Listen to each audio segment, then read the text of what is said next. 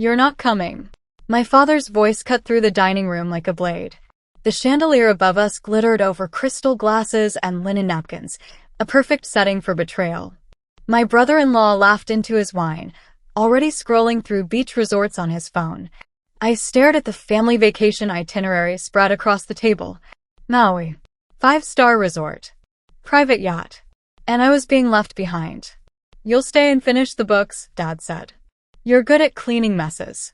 The word cleaning made my stomach drop. For 10 years, I'd been the one making their numbers look legitimate. Morgan Hale, forensic accountant, licensed, respected, and quietly exploited. I'd convinced myself it was temporary. Family helps family. That's what Dad always said. But then I saw the file name on his laptop when he went to the bathroom. Haleco_FullGuyPlan.pdf. I clicked it before fear could stop me.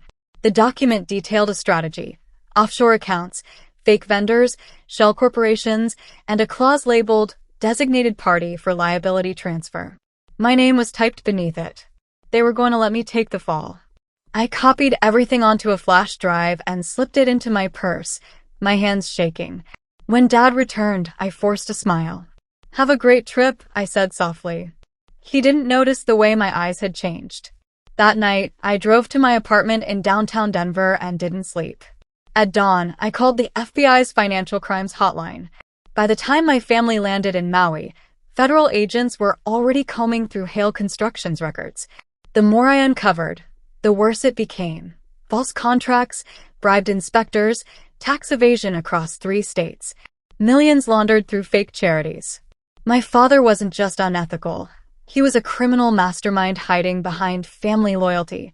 I met with the FBI and IRS in a gray federal building, signing papers that made my heart pound.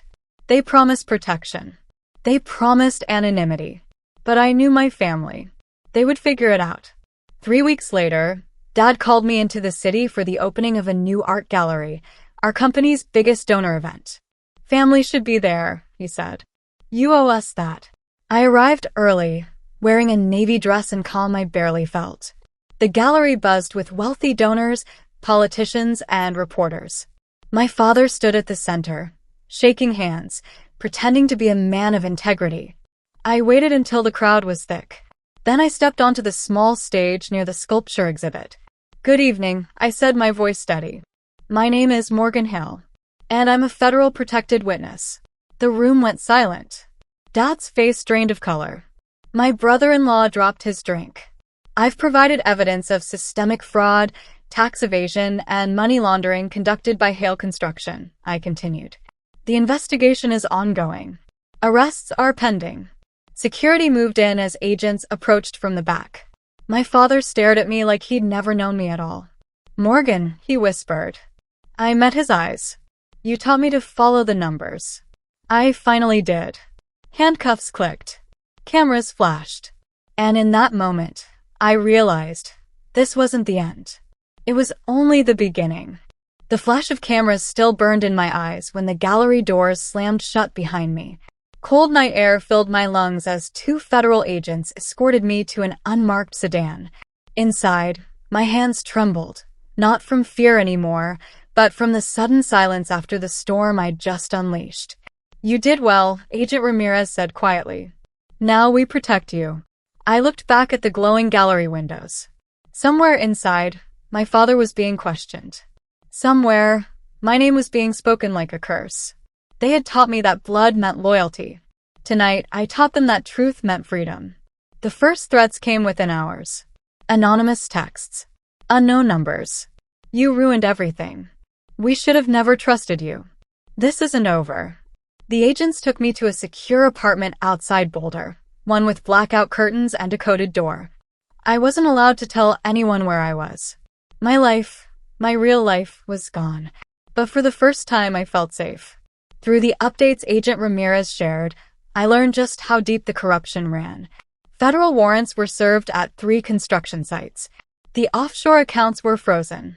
My brother-in-law, Evan, tried to flee to Mexico and was arrested at the border with a duffel bag of cash. Dad was charged with wire fraud, conspiracy, tax evasion, and obstruction of justice. The man who once towered over me now sat alone in a holding cell. The court date was set for 3 months later. I wasn't sure I could face him again. The trial was held in a Denver federal courthouse. Stone walls, high ceilings, echoes of justice. I entered through a private door, flanked by agents, my heart pounding against my ribs. Dad sat at the defense table, thinner now, his hair streaked with gray. When he saw me, something in his eyes broke. Anger, shame, fear, love twisted together. Evan avoided my gaze entirely. When I took the stand, the courtroom hushed. I told the truth. About the books I altered. The pressure. The threats. The file labeled Fall Guy Plan. The moment I realized my own father was ready to sacrifice me. Dad shook his head slowly, tears in his eyes. But I didn't stop. Because silence was what had kept me trapped. After 6 weeks of testimony, the jury returned. Guilty. On all counts. Dad was sentenced to 15 years. Evan received 10. I felt no joy, only release. Months later, Agent Ramirez called with news I never expected. The whistleblower provision applies. You're eligible for a reward, $5 million. I sat down stunned. $5 million. Freedom, finally paid back. I used part of it to buy a small home near the mountains. Glass windows, quiet mornings, a desk where I could work for myself now. I started a consulting firm that helped companies stay compliant. Honest. The rest, I saved. Not for luxury, but for peace. One afternoon, a letter arrived from prison. Dad had written my name in shaky ink. Morgan, I see now what I became. I don't expect forgiveness. I only hope you live free of the shadow I cast. I folded the letter and placed it in a drawer. Not because I forgave him, but because I no longer needed his weight. I stand in my new office today. Sunlight on the floor, a skyline beyond the glass.